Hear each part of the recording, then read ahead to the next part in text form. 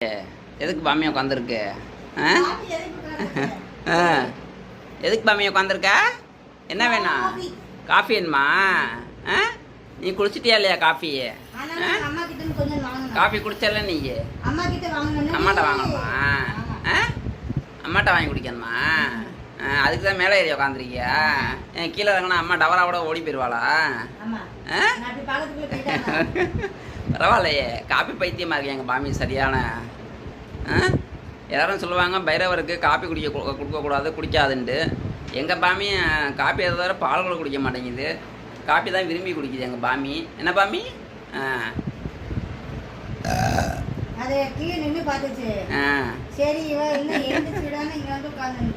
அது வார எப்படி மேலே ஏறி உட்காந்துருக்கு வருது? போதும், கிண்ணம் இருக்கட்டும். நாளைக்கு காப்பி போடுறதுக்கு என்ன வேணும்? இங்கே வரு.